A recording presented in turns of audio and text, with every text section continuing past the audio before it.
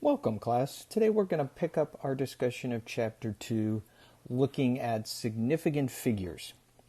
So, significant figures are extremely important when we talk about measurements. And so, what significant figures do, or what they allow us to do, is to understand the level of uncertainty in a measurement, right? And this is reflected in what's known as the precision, right? So, what we might call precision, but we'll generically just call uncertainty.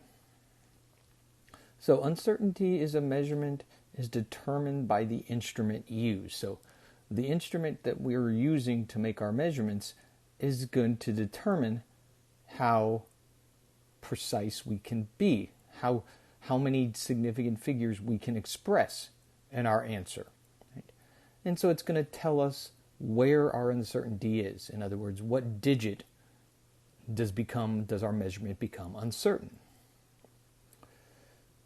So when we record a measurement, so when you're in lab or somewhere else and you're recording that measurement, whether you're using a ruler or a scale, how you record it is you record all of the certain digits, right? These are the ones that you can read off the scale directly, and one estimated digit, right? This gives us the significant figures. So again, the significant figures include all of these certain digits and one estimated digit. You may have heard this referred to as sort of estimating between the lines, right? So we're going to give one more digit beyond what we're exactly certain of. So the uncertainty in any measurement lies in that last estimated digit, right? One way to express that uncertainty, so how uncertain are we, right, is to give a measurement and then give it a plus or minus 1 in the estimated digit. This is sometimes called the error. Now, in general, if we have more significant figures, that equals higher precision, less uncertainty, right? The uncertainty comes in a further decimal place. So the plus or minus value is going to be much smaller. So let's look at two different balances here. So here we have sort of an old style kitchen balance, right? And if we look at this, we have markings on here every 1 gram, right? So we have 0 here, we have 10 here, and then we have lines in between representing every gram.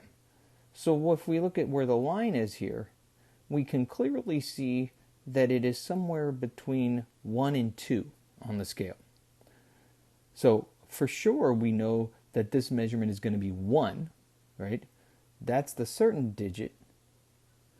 Now, we can estimate one more, so in this case, the 1/10 of a gram, and in this particular instance, the measurer estimated it at 0.2. Now, really, what this number is 1.2 plus or minus 0.1. So, in other words, what we would expect is if people came and did this measurements, that they would get values somewhere between 1.1 and 1.3. Right? So plus or minus 0.1, in this case, the 10th digit is our estimated digit. If we look at a different scale, so this is like a laboratory arm balance scale. If we look at our scale, we have measurements every 1/10 of a gram, right? So we have marks. So we have each gram here, and then we have markings every 1/10. So we are certain about the ones place and the 10ths place, right? So if I look at this marking, what I can see here is that it is somewhere between 1.2 and 1.3, right? So the line falls between 0.2 and 0.3 on our scale. So we can estimate, again, one more digit. So in this case, that is the 100th spot. And so really, again, what this measurement means is 1.26 plus or minus 0.01. So if people are reading this measurement, you would expect them to come up with a measurement somewhere between 1.25 and 1.27. So what you can see here, the measurements are going to be much closer to one another, within 1/100th of a gram, as opposed to a spread of 0.2 of a gram, 0.02 of a gram. So the more significant digits that we can express a measurement to, the less uncertain we're going to be about that measurement, right? The values should be closer to one another. Okay. So that's how we get to these, or how they're used to make a measurement. Let's look at some other aspects of significant figures. So the first thing is, what if we are presented with a measured number, right? So you're saying, somebody says, here's my measurement. How do we know how to determine the significant figures in a measured number, right? Are they all significant? Are there numbers that are not significant? How do we know that? Well, we have some set of rules. So you're going to want to learn these rules, and all right, this is going to be really important, right?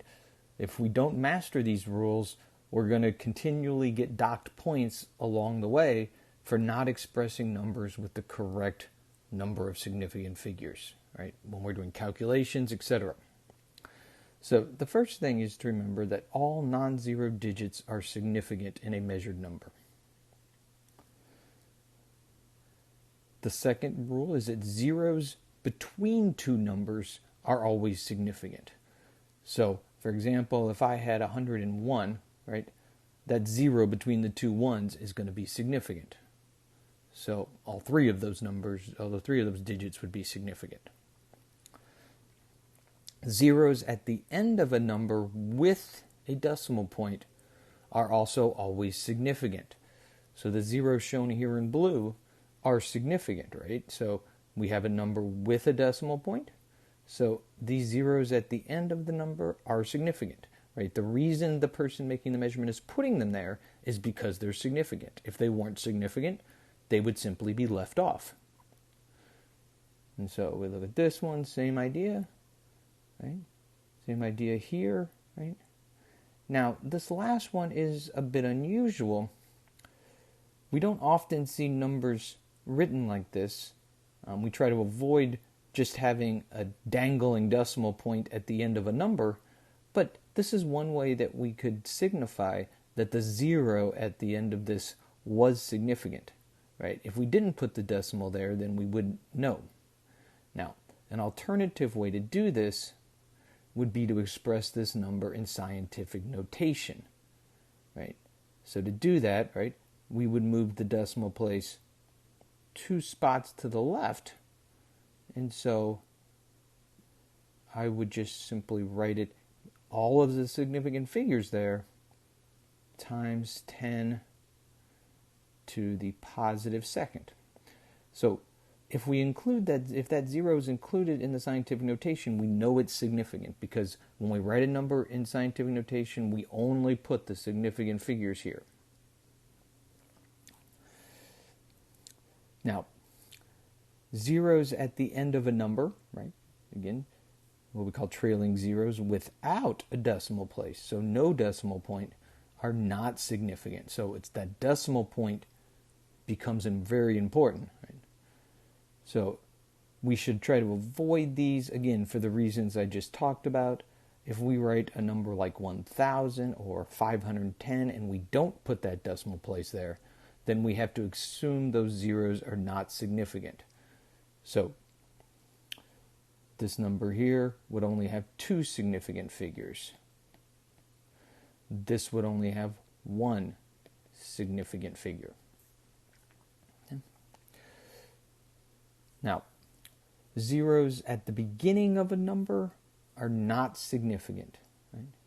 They are only placeholders. The reason we have to put these zeros here, because it's the only way that we can write this number in decimal form here is to include the zeros. So zeros at the beginning of a number are not considered significant. They're considered placeholders. And again, if we want to avoid any of this confusion, we could write these numbers in scientific notation, and then we would only include the 9, 0, and 6 right here. Or we would include just the 4, 0, 0. Right? So numbers at the beginning, never zeros at the beginning, never significant. Now, there is one other type of number that we need to look at, and these are what we call exact numbers. These are things like counts. Like if I count something like I have 5 apples, right? That has an unlimited number of significant figures. Other things that fall under this are many unit conversions that we'll talk about. They have unlimited significant figures, or numbers that are part of an equation. For example, to say that the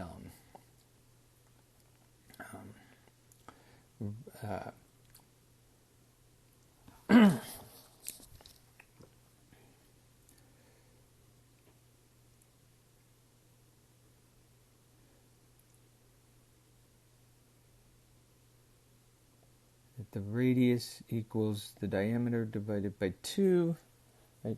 That would be an example of an exact number.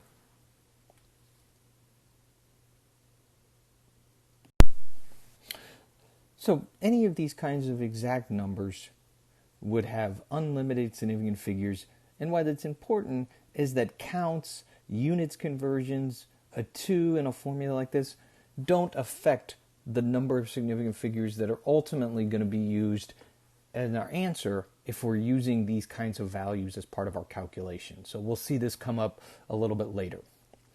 So let's do a little practice and just look at some numbers and determine how many significant figures they have. So let's look at the first one. So the zeros here, right? We have zeros at the end of the number after a decimal place or with a number with a decimal place. So that tells me it is going to be significant. So all these non-zero numbers along with the 0 are significant. So we have 6 sig figs here. So how about this number? So we have 2 different kinds of zeros here. We have a 0 at the end of the number, right? With a decimal place, that is going to be significant. We have numbers, zeros at the beginning of a number, which are never significant. And so in terms of significant figures, we have 1, 2, 3 sig figs here. How about this next one? So we have a 0 at the end of the number, but notice we have a decimal place there, and so it would be significant. Or we have a decimal point there, it would be significant. So again, we would have 3 sig figs. And our fourth number here, we also again have zeros at the end of the number, but no decimal point in this number. So we have to assume these zeros are not significant. And so we could only say in this number that they're going to be 2 sig figs. So but this number, now the key here is recognizing that if we have a number written in scientific notation, that only significant figures are included, and so all of these would be considered significant. So we'd have 3 sig figs here. And our last example, 1 inch equals 2.54 centimeters, right? This is a unit conversion, and this is going to be considered an exact number, and so it's going to have unlimited or infinite sig figs. So there's a few examples of just looking at measured values and figuring out how many significant figures they have. So the next topic with significant figures that we want to address is, okay, so now we have these rules. What if we want to use these measurements when we do calculations, right? how do we determine how many significant figures are in our answers? Well, we have two basic rules here. We have a rule for multiplication and division, and we have a rule for addition and subtraction. So let's start with multiplication and division. So in this, when we're multiplying or dividing two numbers, the answer has the same number of sig figs as the factor with the fewest sig figs. So in other words, we're going to look at the numbers that we're multiplying and dividing, and we're going to express our answer to match up with the number that has the fewest number of significant figures in our calculation. So let's do an example. So let's say we have 1.01 times 0.12 times 53.51 divided by 96.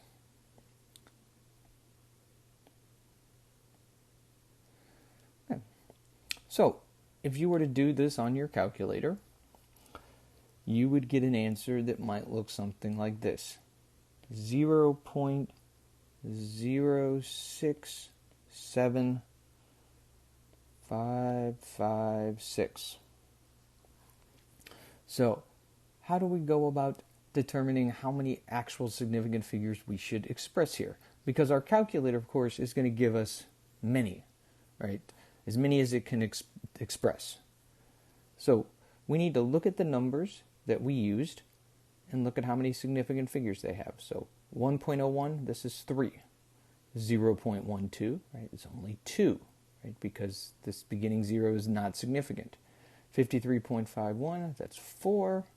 96 is 2. So we have 3, 2, 4, 2. So the lowest is 2. So that means my answer can only be expressed to 2 significant figures. So I look over here and I go, I don't start counting. These are not significant. So I got the 6. I got the 7. So that gets me to 2.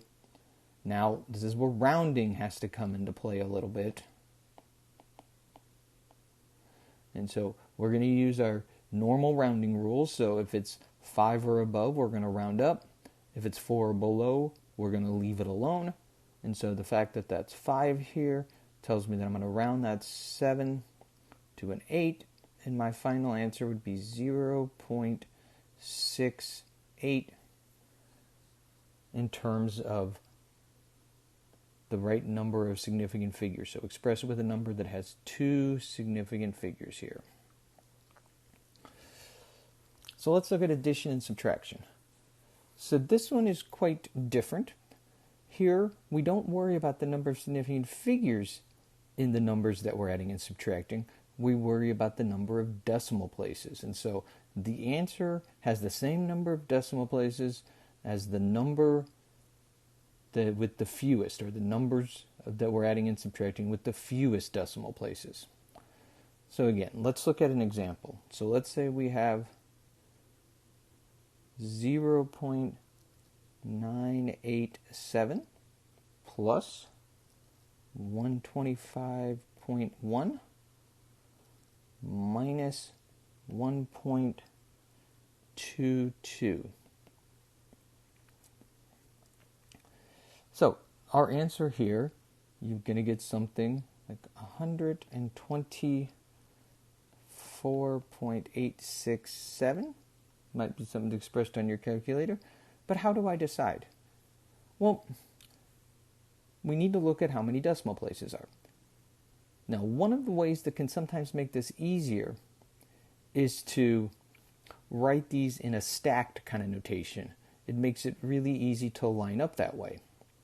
So if I do that, if I write this as 0.987 plus 125.1 minus 1.22, and I look at how far these go out. And this one goes out 3, this one goes out 1. So, and then if I draw a line where the decimal places end for the last digit where they all have a decimal point there, that tells me that this is the point where I'm going to stop. So if my answer then was 124.867, I know that I'm going to stop at the 8 here, 1 decimal place. Again, I'm going to round appropriately, so the 6 tells me I'm going to round that up. And so I become 124.9 would be expressing it to the correct number of significant figures, in this case with 1 decimal point, or 1 number, 1 decimal place.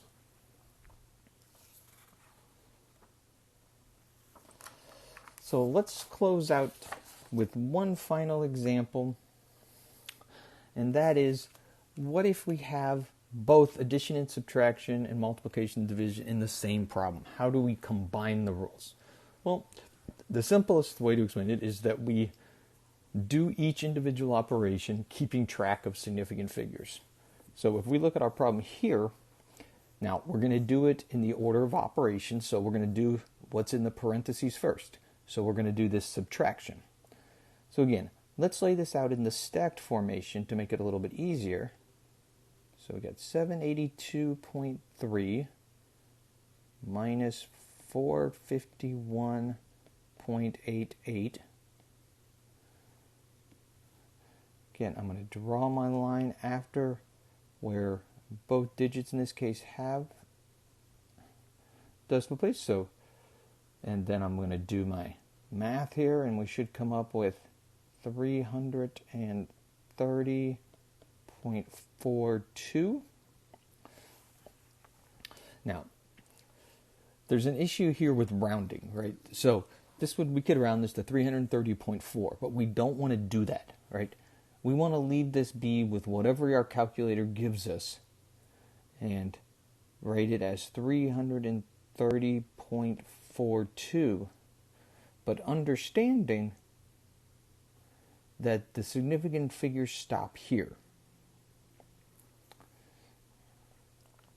So then we're going to continue on. And we're going to multiply this by the 3.897. So here we're doing multiplication. So we're going to apply the rule where we keep the fewest number of decimal places. So if we count these up, this one has significant figures. So this has 4 significant figures. If we look here, where this stopped, we would have 1, 2, 3, 4. So again, this would have 4 significant figures, not 5, because we're just keeping this in to prevent rounding errors, but it's not really significant. So if we then do that, we're going to express our answer to 4 significant figures. So again, our calculator is going to give us something like 1,287.6467 and maybe some more. But of course, we know that we can only keep 4 significant figures, and so 1, 2, 3, 4, that gets me to the 7. The 6 tells me to round up, so my final answer here is going to be 1,288 to 4 significant figures. So when we combine it, we're going to apply each of the rules, keeping track as we go along. And if it helps to use the line above it to keep track of where the significant figures are, that's often a tool that we can use. Okay, so that's going to bring this segment to a close. Next time, we will pick up looking at different aspects of measurements and introduce the metric system a little bit.